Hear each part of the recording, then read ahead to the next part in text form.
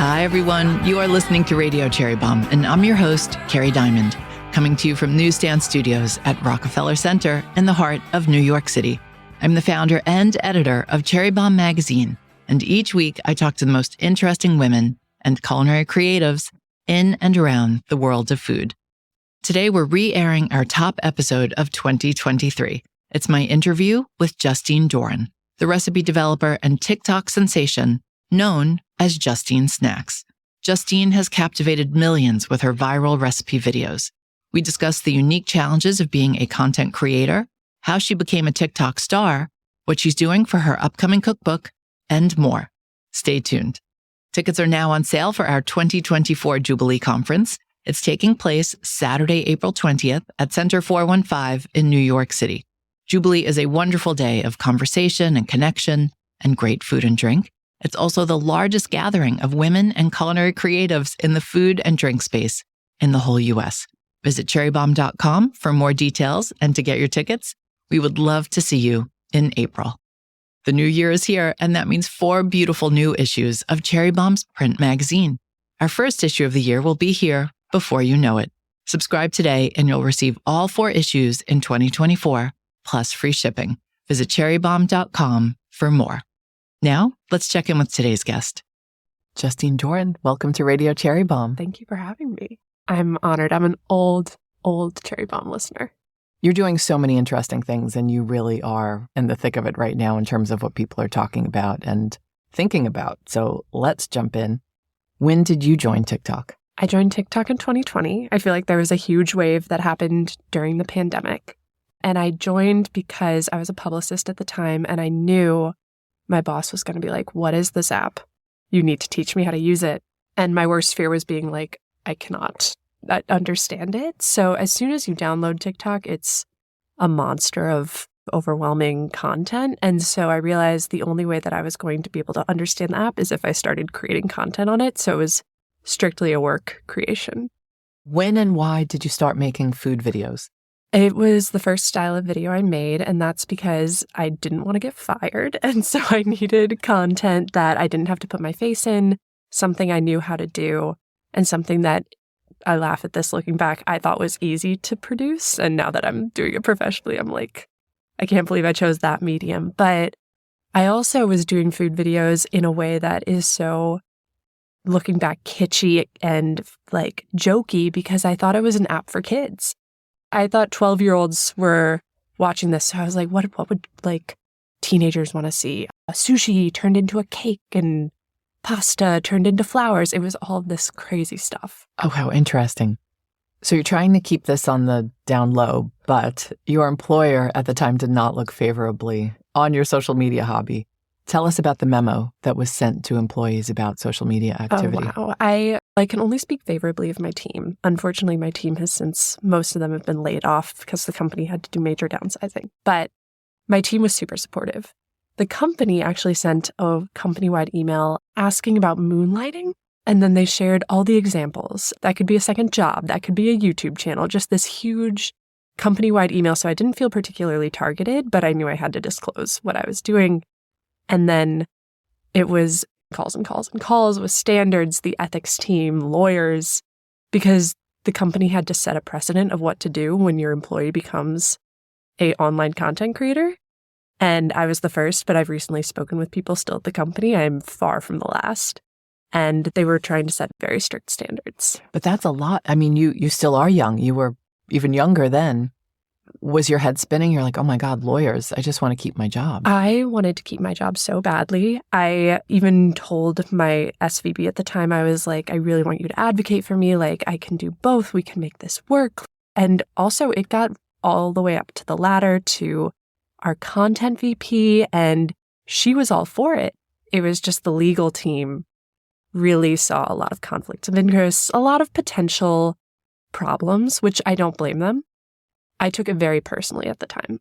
I still am very sad that I had to leave that job. It was very much an ultimatum kind of situation, choose your job or choose your accounts.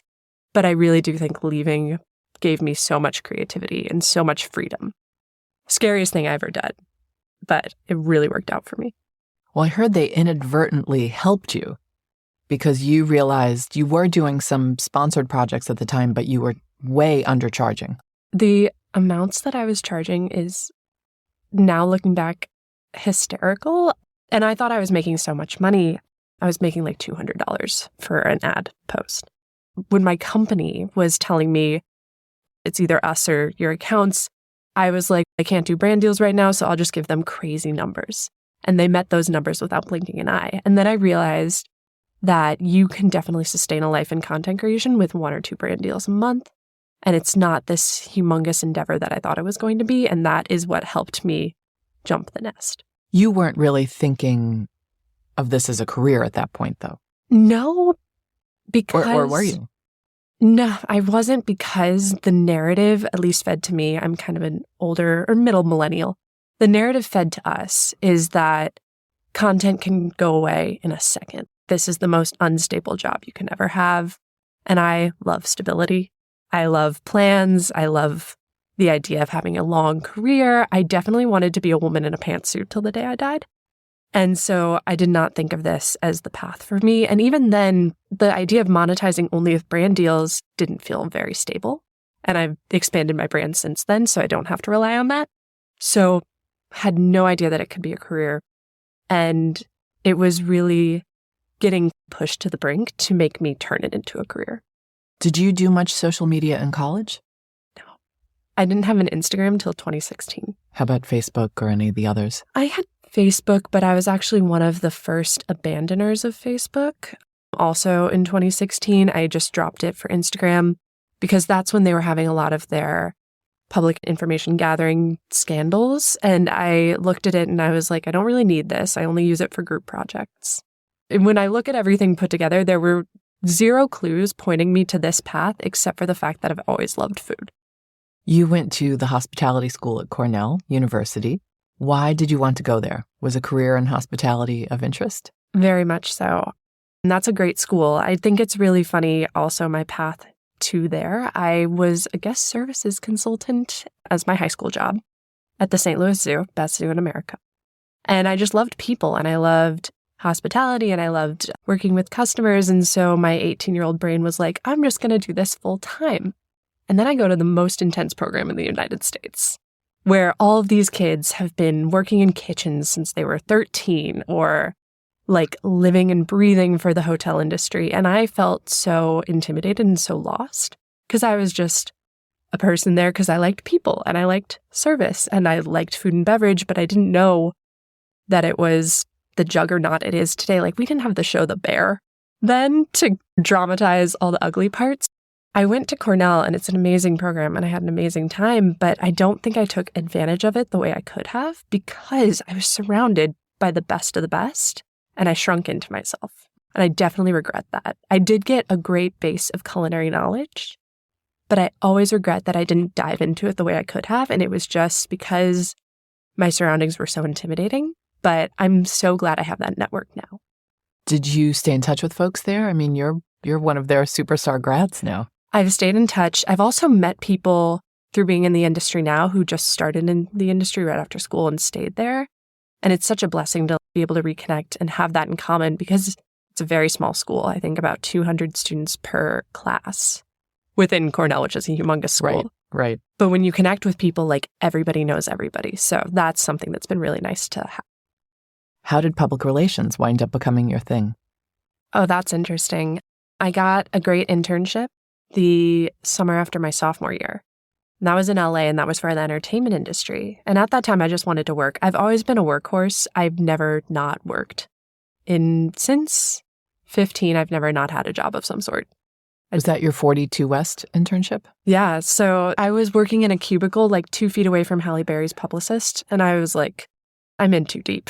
And I was also a hospitality student at the time. And so I was also working with Beck Media Marketing. So I was doing part-time at 2 jobs. And Beck is actually where I learned a lot and got a lot of networking down. So that is where I started public relations, but I knew I had to put a hospitality spin on it. So after graduating college, I worked in PR for a lot of food and beverage brands and then transferred that PR experience to ABC News. That is very A-list, high-paced place, similar to a 42 West. What was your experience like there? Very high-paced. I got that job through a friend who was working there. He's still a very close friend. And it was quite the twist from doing my hospitality PR to I was working on one of their political shows. It was right after the 2016 election. And it was with one of their most successful, now vice presidents, but one of their most successful executive producers running the ship.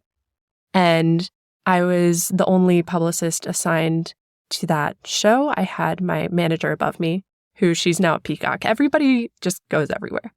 And that pace, I thrived because it was on the weekends. So it was a 3-day-a-week job. You worked really hard for 3 days.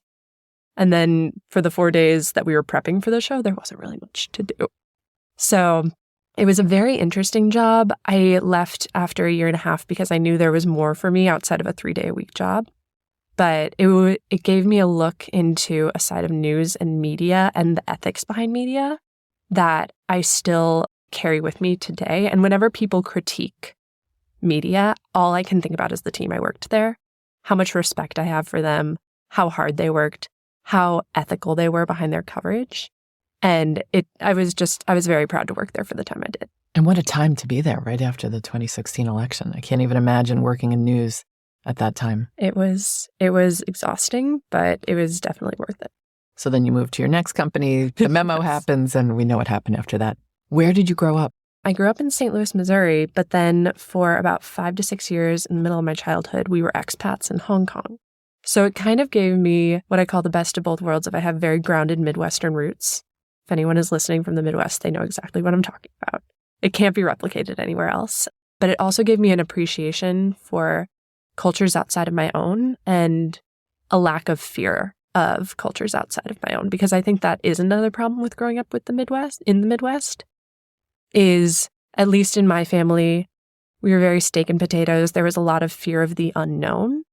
And I feel like having that experience and having my dad push us out to live somewhere else really just made me kind of question being wary of anything else. How young were you when you went to Hong Kong? I think I was age 6 to 12. Okay. 5 to 12. What memories do you have of Hong Kong? Lots of memories of the markets. So Stanley Market was the one place we'd go. And I just remember my mom was terrified. But as kids, we had a blast because everything was at our eye level and it was just crowded and you could smell everything. It was right next to a fish market. So I remember that. I also remember going to the beaches, which are not like American beaches. And I do remember going to HKIS, which was an international school. So my friends were French. They were Canadian. They were Chinese. It was just a humongous group of kids all sent to one place. It was a very vibrant city, and I want to go back as an adult. I haven't had the opportunity to yet. I love Hong Kong. 6 to 12, though, those are very formative years. Very much. Although they did not teach us Cantonese. They taught us Mandarin, which I find so interesting as a choice for Hong Kong, but a very good learning opportunity so young. But when you come back and you're a teenager, I feel like those are the years you really appreciate things. So it felt like if I could have chosen, I would have flipped it. Okay, so then you come back at the age of 12. Mm-hmm. That's another tough age to start a new school, do things like that. How was your re-entry? Re-entry was, I wouldn't say difficult. It was just the life we lived. You go, you have this massive experience, but when you're that young, it doesn't feel like a massive experience. And then when you're older, you begin to process it a bit more. Were you more open-minded about food because of the time you spent in Hong Kong? I was definitely more curious about food. So I talk about this a lot. I grew up in a family that didn't really prioritize food. And when I started the job that I have now, I felt like I was 10 steps behind people. So people would have stories about learning how to cook at their grandma's kitchen, under the table, and would talk about these big family dinners they had. And I felt like we grew up in Hong Kong, right, but we were definitely still eating Americanized food there, and we were definitely expats, and we would go out to eat, but it was just different than what it would have been if I was older. I was still relatively sheltered, and then moving back, I didn't really have a family that was really teaching me how to cook or deeply rooted in a food culture. So I always see myself as a self-made cook or a self-taught cook, and I call myself homemade. So that's the phrase I use, because it definitely didn't feel like food was a huge priority for us. So when we came back from Hong Kong, my dad was the big chef of the family, but he was always working, so he never did it often. But every 3 months, he'd have this raucous parties where wine would be flowing and he'd be making appetizers at our little open floor kitchen plan.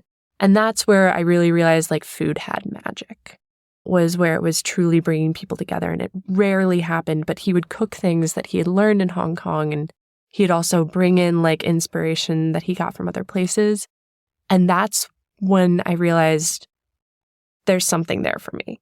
It wasn't all the time, but when it did happen, I knew that I wanted to be a part of it. We are going to be talking about eating disorders. Justine has been very candid on TikTok about this, and she has graciously agreed to talk about this today. And I hope there are some folks out there who this conversation helps. Justine, thank you again for being willing to talk about this. You have been so candid on TikTok about your eating disorder. Why did you make that decision? It came with the content I was creating and a rolling boil of me knowing that I needed to share it. Because when I started creating food videos, they were definitely deeply rooted in not necessarily diet culture, but food rules that I thought I had to follow. So I was doing mostly accidentally gluten-free things, accidentally vegan things. So I grew a big vegan and gluten-free following, and I was like, where'd all these people come from? And I realized it's because I wasn't really making the food I wanted to make. I was making the food that subliminally I thought was safe. And when I started my accounts, I would say I was 2 years, quote unquote, healed, although I don't use the word healed anymore because healing is not linear. But I thought I was good. I was like, oh, I'm fine. And it was through making my food accounts and making these recipes that I realized, no, I still feel restricted in some ways. And so I was personally processing through that as I was creating content.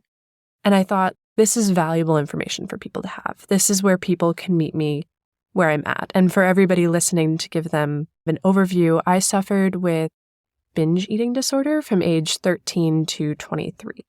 And this came with food not being a huge part of my family, but restriction being a huge part of my family, and having to navigate that as an adolescent, and then taking that all the way with me through college and never really feeling safe. And it was in adulthood that I started to feel safe with food, and that has only grown with my accounts. And that's where I say healing is not linear, because going through this experience and making food my job, it's made my relationship with food a lot more intimate, but a lot more insecure.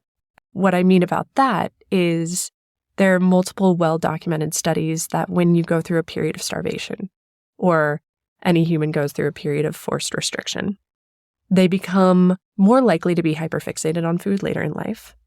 So I recently shared this. I love what I do, but I do wonder if I was meant to do it. So I have this very close, very passionate, very, for lack of a better word, electric relationship with food. But I do wonder, did I do that to myself? You had talked about discovering that food was magical via your dad doing these parties and him cooking. When did it turn for you to something you struggled with? It was definitely when I was young. So those parties, I would say they took place when we were coming back from Hong Kong. And this podcast will actually be the first place I'm going to disclose this. My dad got very sick when I was 13. So those things correlated. So the parties stopped. My anxiety got higher. And my need to control something also came into play.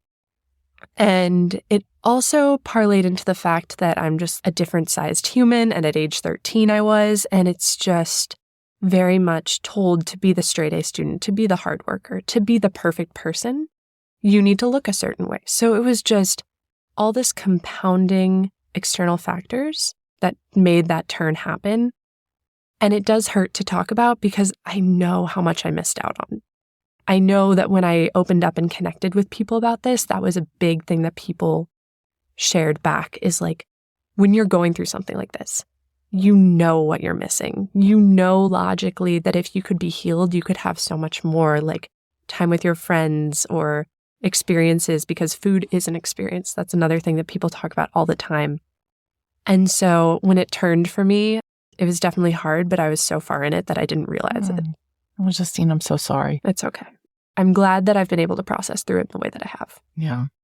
I know you don't like the word healing, but I just think there's something so wonderful about what you do on TikTok and what you put out into the world.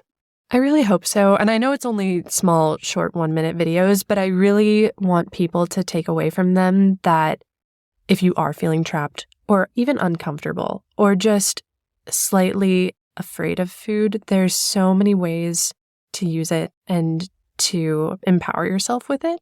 And that's the other thing I try to bring to my accounts is I started as a quote unquote health food account, but I still hold true to feeling like I cook really healthy, wholesome, balanced things. Call me later when you see the coffee cake I'm dropping next week. But I think that's just such a core part of my ethos is I'm not defined, but there's a strong undertone of I want you to feel nourished when you see the food I make. Did you start to talk about your eating disorder on TikTok because you thought you could help others, or were you ultimately trying to help yourself first? It helped me immensely. I feel like I needed to justify what was happening. I'm not going to lie. I think going viral is a privilege, but also an algorithm that you can hack. I did know that a lot of people were going to see it, and that is being horrendously transparent. But it being that honest and being able to be vulnerable to a community and turn a one-sided conversation into a two-sided conversation healed me and brought a new sense of what social media was to me in a way that I never would have seen it before. I truly hope now it helps more people. And as I talk about it, this is not a selfish endeavor anymore, because it can't be. It's more shameful than selfish at this point. But I still talk about it because now I see the value in it. Were you able to get outside help anywhere along this journey? I started therapy at age 28, and that has been really helpful. Personal healing during the disorder, I did that on my own. Wow. And that's because we talked about my career. As many twists and turns as it had, all of them did not pay well. And when I was at ABC, I didn't have insurance. So my primary healing time, I was on my own. And in high school, college, there just weren't resources you made available to you? There were probably resources I could have used. I did not know it was a disorder. And that's the other thing that I think talking about is helpful. I was not bulimic, nor was I anorexic. I had binge eating disorder. So I did not think of that as something diagnosable. I just thought it was gluttony. And I think that's another thing that's very damaging about that is when you feel a robot in your brain and you feel uncontrollable and it's taking days of your life away from you, it can be categorized as a disorder. And that's why I speak so freely about it now, is because I think the people who are told like, oh, this is just a problem, it's not something to seek help for, then it turns into what I did, which was 8 years of delaying getting help. For folks out there who maybe are suffering through something similar or are relating to what you're talking about, or maybe know someone in their lives who could be going through this, do you have any suggestions or advice for them? It's definitely hard to know when to seek professional help. And I am, of course, caveating that I'm not a professional and also did not have that experience. I first started my healing process through a book called Brain Over Binge, which is the first resource I give everybody. But of course, everybody's journey is not the same. So I think absolutely disclosing it to somebody you trust and then seeking help from there is the best resource. I also think it is so easy to reach out to people on social media. And I used to offer that my DMs are open until I realized I can't help. So there's a time where people really want to feel heard, and then there's a time where people really want to heal. And I definitely think professional resources are the best for that. Okay, thank you. It's clear you've been sharing some of your personal life on TikTok. I want to talk about creator burnout, because that is a very real thing, especially when it comes to TikTok and Instagram Reels. How do you protect yourself and take care of yourself in respect to the work that you do?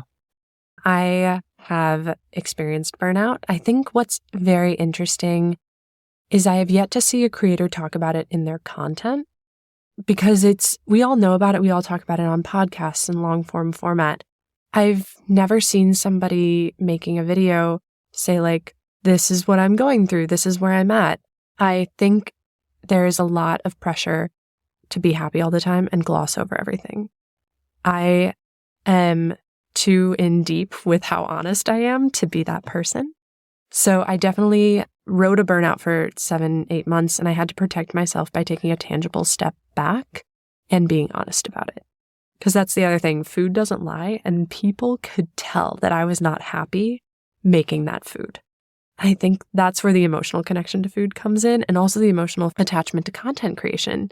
Because you might not notice it if you're a consumer right now listening who scrolls their phone for recipe ideas. You might not notice it and think, oh, I'm not going to like this video because that person didn't enjoy making it, but it comes across in the content. So to protect myself, I just know that my motto is cook happy. And also, I will live to see another day of putting a video out. It doesn't have to be today. Some folks might be like, what is this burnout? Like, I don't understand. You're so lucky. You're home. You're making videos. You're your own boss. But you are by yourself. I think that is a big part of it. You don't necessarily have a team. I mean, some of the biggest creators eventually get a team, but you are home by yourself. That's the biggest struggle for me. I called it during the pandemic micro de-stressors. Like throughout the day, the commute you would take to work might not be fun, but having the coffee is like my micro de-stressor. And like having that weird chat with Rob from accounting is like another social kind of expression that you get. And I don't get that. And so it also makes my days a little bit more anxious, to be completely transparent. I tell people this all the time. I'm not inherently a very good food stager. I'm not a very visual person. I'm a very auditory person. I learned on the job. You can scroll back through my content and see how I learned on the job. Sometimes I have a great recipe. It's delicious, but the staging doesn't work out. So that burnout comes from having to film something 3 or 4 times. And by that time, you don't really want to be filming that. And then it also comes from creative burnout of, I really want to make a ricotta lemon pasta. How many of those do we have? Does that justify my audience's attention for this day? And so it's having these standards be so high and having the goalpost keep moving. And I think that's where the burnout comes from too. And then unlike, let's say, Rob from accounting, who we just talked about, when Rob from accounting is doing his work, he doesn't have a million people weighing in on what they think of it. It's not even about the big things sometimes, the tiny things. Like I've had somebody pick apart a caption of mine on Instagram, which I didn't know people still read captions, and then compare it to another video from 6 months ago. And I was like, wow, this is a lot of critique that it felt like we were in English class and I was a novel. So it's interesting being aware of the opinions. I think for my own creativity, I try to take a step back from them. Yeah, you are not a book. You are a human being, and people forget that. I think on a human level, humans understand. Every time I put on my Instagram or tell anybody like I'm feeling a little creatively uninspired or burnout, everybody will be like, take a break. We're here for you. And I love that. What they don't understand is I treat my audience like my boss, but the algorithm is the real catch-22. And so I think when we're looking at sustainability for humans and creators in social media, that's really going to have to be a conversation that we elevate to the people running these platforms. I had a friend, Liz Moody, who you had on this podcast. Oh, I love Liz. Propose the idea of sabbatical mode, where it gives a creator the opportunity to turn on sabbatical mode, which means I'm off for 2 weeks and it can't hurt them or it can't take away what their audience is seeing. Because I've had a post or two just not get seen. And that can be because I post at the same time as a bunch of other people and the algorithm can only show so much. I always tell this to content creators, sometimes it's not the content. Sometimes it is, but a lot of times you're working with this algorithm. So in terms of sustainability, we have all these great minds talking about how content creators can create in seasons or batch content or really build in breaks to that. But I think the biggest thing we're not looking at is the people running these platforms. That's a great point. I feel like every time someone says algorithm, they need to raise a fist at the heavens and be like, the algorithm. And I never thought I would be the girl who's like, I usually don't complain about the algorithm. I've been very blessed by many algorithms, but you can't ignore it. Okay, you don't post every day. I do That not. is definitely something you do to protect yourself. How often do you post and why? I post Tuesday, Thursday, Saturday. I'm thinking of switching it up to Tuesday, Sunday, just for my own mental health and also to sustain the power of my work. I know people who post once a week and it's just a great post and I think that's valuable and I think it's really sustainable. I post more on TikTok. Over the summer, I posted 5 days a week. Tried that out. Not for me. And that's because when I do post a brand deal, while I'm very proud of the brand deals I put out, I feel like that's bonus content and you're still, as a viewer, entitled to standard content. Okay, interesting. Let's talk about your videos themselves because people just love them. The Cut described your videos as soothing in their simplicity and gentle in their delivery. How did your aesthetic evolve to what it is today? It has evolved so much. So I first started doing the voiceovers, bright, happy, BuzzFeed tasty style, and it just never felt authentic to me. So I started incorporating more storytelling. And then when I started posting more on Instagram, which was never really a priority for me until it's now a huge priority, I have a huge and different audience. Everybody wanted the recipe for my videos, so I just used Instagram. I'd screenshot the TikTok and write the caption in the Instagram post, and that was before Reels existed. And I remember sitting in my bed and I was just putting all the recipes on Instagram, like begrudgingly. And I turned to my boyfriend and I was like, oh, I have 17 followers. Because I didn't think anybody would follow me. I thought it would just be a resource. And it didn't feel real until I think I had about 800 followers. And I was like, oh, I need to start making this a big thing. My videos have definitely evolved. And it also, looking back a year ago, I probably don't like my content. And I think that's very healthy. I think if you're a content creator, you should cringe 6 months back at what you were doing because that means you're growing. So my content went from bright, happy, fast to then on Instagram, I thought the only thing that was cool were these like aggressive, loud, choppy ASMR videos, which just looking back are not me. And I still chop a lot, which like sometimes I'm like, can I just do my mise en place to the side, please? It was just not me, not authentic to me. And I finally got the guts because I realized Instagram its attention span was slowing down. It was ready for longer videos. I was like, I'm ready to speak for my work. I'm ready to share my stories and I'm ready to share, or at least about my food. Now I really just stick to the food because it is creatively taxing to do stories and meaning and inspiration. And people really responded to that. And that's how I found my voice. And I think it took me a good year. Let's walk through the video creation process. What do you shoot your videos on? An iPhone 13. And what do you use to edit your videos? I use Final Cut Pro. How about recording your voiceover? I talk into my phone. I really want to upgrade to a big mic, but I have this superstition. That's the other thing about me. I'm so superstitious. I have this superstition that TikTok and Instagram reward me for recording it on their own platforms, which is why my videos are different because I record my voiceovers twice. Oh, interesting. Okay. Mm-hmm. Next thing I want to talk about is how TikTok creators make a living, because that's a mystery to a lot of folks. You've diversified yourself a bit more. Yes. Can you just walk us through briefly your various income streams, if you don't mind sharing them? Yeah, absolutely. So I've worked really hard to get it 50-50, and I'm very proud of that. It used to be 80-20. 20% was income from my blog clicks. So I have a blog that has ads on it, but you don't pay anything to go to it. So if you've made a recipe of mine and you've looked at my blog, thank you very much. I really appreciate it. And 80% was brand deals. And now it's 50-50. My blog is getting a lot more. It's just a rolling boil. It's showing up in Google a lot more. People love a kale salad. So that's how I make money. I'd really love to start a paid tier of my Substack. I, again, don't know what that looks like, and it feels bad to go into anything half-baked. But I do really see a future for myself with a little, with brand deals probably being 20%. I'd love to make the blog how I make money. Okay. This varies greatly for a lot of TikTok creators.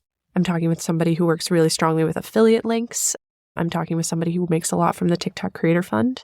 That's very rare. It's just very different for everybody. What's the TikTok Creator Fund? So it's different from YouTube ad revenue. So TikTok created I don't remember how much money it was. It was probably $1 billion, but it was just a big pool of money. That money eventually will run out, which is why it's different from YouTube AdSense. And creators are paid per view if you apply for the creator program. However, a lot of creators felt like their views were being suppressed through being part of that creator program. So a lot of people aren't part of it willingly. Okay. So you do a lot of brand partnerships, mm-hmm. and you now have an agent who helps you with those? I have a manager. She's amazing. Hi, Lisa. She's wonderful. How did Lisa come into your life? Lisa actually worked on the brand side. So my longest term partner is Garden of Life. I am going to give them free promo here because I highly endorse everything they do. Mm-hmm. And they were the brand partner actually that gave me the financial stability to leave my job. And that was because of Lisa. And then Lisa left to start her own management company January of last year. And about 9 months later, I signed with her, and it was the best decision I ever made. Great. I'm happy to hear that. So that takes some pressure off you in terms of these partnerships. It definitely streamlines the process. I still am a one-woman show outside of her, and I think that will eventually need to expand just to keep up with all of the platforms. Okay. So your name is Justine Snacks. How did that name come about? Everything that started this account was a joke. And so that was the other thing, even the fear of not wanting to lose my job. I was like, okay, I have to be anonymous. And so everybody had Rachel Eats or Martin Cooks or Blank's Kitchen. And I was like, I'll just be Justine Snacks. Nobody's snacking yet. Oh, that's funny. And here we are. Your food has evolved to be way more than snacks. I'm the full meal. You are the full meal. How would you describe Justine Snacks cuisine? Oh, gosh. This is an interesting question because I've been thinking a lot about how to define and refine my own personal food style. And I definitely think I operate with a certain level of innovation and uniqueness. I think that I also hold really strongly to rustic preparation. I think you can be rustic and polished, and neither of these means that you're not complex. I just think it's just a different style of person cooking. And I also think a Justine Snacks meal rotates around ingredients, but it definitely isn't beholden to them. So you can always make substitutions. Fantastic. What is your recipe development process like? Do you put a lot of time into that? I do. I take the recipes that I develop very seriously because after having so many people make your recipes, number one, they have to work. I never want to ruin anybody's dinner. And when somebody comes to my blog with a comment saying, oh, this happened or this happened, know that I'm personally gutted and I will work with you. So take that very seriously. And also, I want to give people something different and something that they're excited about for dinner, whether that's crispy quinoa that you've never had before, which is so simple, or whether it's like taking brothy beans and elevating them with adobo. I always want to add like that extra spice. So I take that process very seriously and everything gets tested about twice. But my process is I start with the concept and then I have to find a visual reference. Because again, visuals don't come easy to me. So I find something that looks similar that I can stage the meal around. And then it goes into testing and the rest of the process. What is your most successful video to date? On TikTok, there is a video that was a series finale. I did a 4-part series all about my ex-boyfriends. And this finale video is about meeting my current partner. His name is Eric. And so that one... Wait, those are your most successful videos? It sits at 2.5 million likes. Were you making food as you talked about the exes? Yes. Okay. So the series was making recipes inspired by my ex-boyfriends. And so that was a long time ago. But in terms of most viral and most cooked, definitely my baked salads, and then definitely in terms of most viral, the butterboard. What is a baked salad?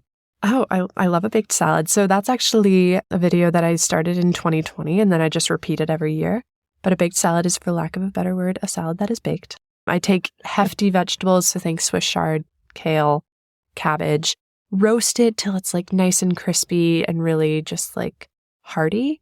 And then I usually do some version of an agrodolce dressing. I play around with it. I've done a million now. And then, of course, some much needed crunch. It's just wholesome, filling. People love it because it's a full meal and you feel really good eating it. Some people might call it roast vegetables. Maybe. Sweet Green could definitely say that they make baked salads first. I think the addition of the green is what makes it more salad than just a vegetable roast. Got it. If people want to know more, there are videos you can watch, folks. Okay, we have to talk about the butterboard.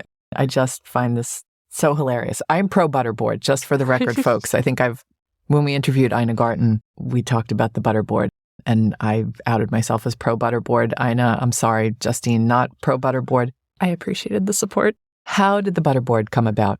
The butterboard. So this is a funny story. I was going on a press trip, and I knew I didn't have a lot of time to create content, and it wasn't called a butterboard in his book, but Joshua McFadden has the cookbook 6 Seasons. And in it, he has a recipe called herbed butter and warm bread. And it's essentially butter on a board. So I was like, oh, I'll just tell people about this recipe. It'll be a video that I can film in an hour and I can post it when I'm on my press trip. And who doesn't love butter? So I post it. I'm in Ireland having a great time. And so I post the video and then I'm on Ireland time and I wake up and it's doing better in that 24-hour period than any video that I'd ever made. And I was surprised because to me, it was just very easy, quick recipe. And then people started recreating it. And I think that's where the drama came in. Because to me, what a butterboard is this beautiful, rustic restaurant meal where you serve it with radishes and it's communal and flaky salt and a knife and big dollops and you spread it and it's romantic and classy. And then all of a sudden there are cream cheese boards and pasta boards, soup boards, and people making fun of it and people saying it's the worst idea and, oh no, it's disgusting. And as the creator of it, I felt really attacked and put into this at like this level of kitsch. You did. You weren't able to laugh at that? I felt like I was on the defense because it gave me so many opportunities. I was on GMA, I was on Rachel Ray, and I just wanted people to see that this is a beautiful idea. This is fun. This is not like something jokey or something gross.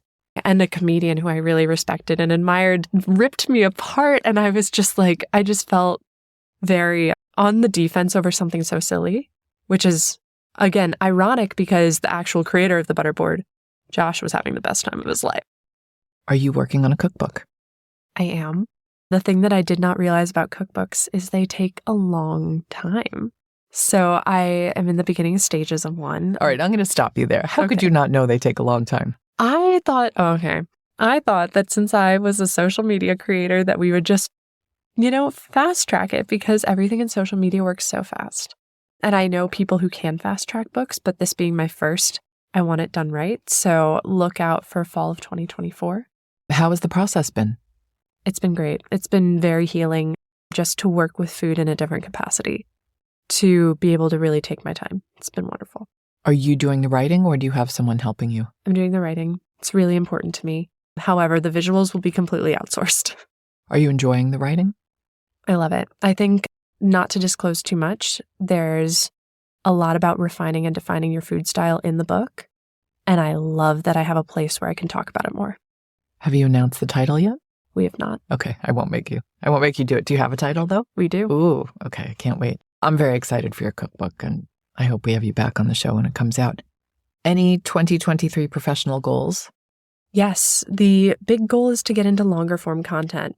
And I have a vision, I have an idea, I want to take my time. So right now, my long form content exercise that I'm doing is writing the book. I'm thoroughly enjoying it. When the book is done and dusted around summer, we'll be diving into the next version. Would you like a show one day, like a Netflix show or Food Network? I am such a control freak. I want a longer form platform one day, and that's to prevent creative burnout and to tell longer stories. I don't know if that for me is a show. I think there are lots of self-made avenues that we are so lucky to have now. Who are some mentors of yours or folks you admire in the industry?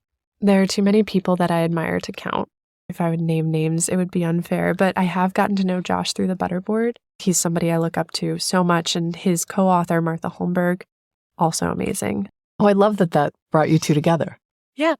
In a way that was really just like fun and serendipitous. And then in terms of a direct mentor, she hates this. But Liz Moody, who gave the amazing advice on this podcast, if anybody hasn't listened to that episode, please do. It was great. She was the one who told me, she was just like, quit your job. Quit your job. And she is more of a friend than a mentor, but she always gives the soundest advice. And then in terms of content creators, I am eternally inspired by my peers. If you just do like a good dive into your favorite foodies and who they're following online, you will find a treasure trove. Everybody's so different, and I think that's what makes us all so great. Okay, little speed round. One of your favorite books on food? Oh my gosh, I'm reading right now Our Lady of Perpetual Hunger. By Lisa Donovan? It's already changed me, and I'm 50% of the way in. Oh, good. It's a fantastic book. It's so good. Favorite food movie? Ooh, okay. This is because it came out when I was very little. Julie and Julia. Meryl Streep's an icon. It's such an interesting story, too, with and now that the show Julie is out, thank you, Cherry Bomb. It's so interesting, and I just love that movie. Favorite kitchen tool? Microplane. I knew you were going to say that. Yeah. One thing that's always in your fridge? Ooh, eggs. Favorite childhood food? Eggs. What does Justine Snacks say is the snack food of choice? Norwegian crisp breads. Thin spread of fig butter. Huh. I'm forgetting the name, but I buy it from Sigdal Bakery, but they're these little seed breads. You can also get them at Trader Joe's called Norwegian crisp breads. And then I use the Trader Joe's fig butter, but you can use like any jam or preserve. And it tastes like an adult Pop-Tart, and I can't describe it any better than that. Love it. Footwear of choice in the kitchen? Ooh, I have these amazing little clogs. They're Cushion Air brand. I got them off Amazon, and they're so cheap, and they're light blue, and they're great. And they make you smile when you look down at your feet. So ridiculous. Any motto or mantra that gets you through the day? What got you here won't get you there. If you had to be stuck on a desert island with one food celebrity, who would it be and why? It would be Ina Garten. And I'd be like, I made you a butterboard. I really hope you like it. I didn't know who you were going to answer, but I was secretly hoping you were going to say Ina so you could convince her. I should have also put her in my huge inspirations list. I think in terms of mentality around food, she's amazing. Ina's the queen. We all love her so much. It's true. All right. Well, Justine, you really are the bomb. You are such a special human being, and I can't thank you enough for joining us today and being so open and just for all the beautiful work you put out into the world. Thank you for having me. This was wonderful. That's it for today's show. Our theme song is by the band Tra La La. Joseph Hazen is the studio engineer for Newsstand Studios at Rockefeller Center. Our producer is Catherine Baker. Our associate producer is Jenna Sadhu. And our editorial assistant is London Crenshaw. Thanks for listening, everybody. You're the bomb.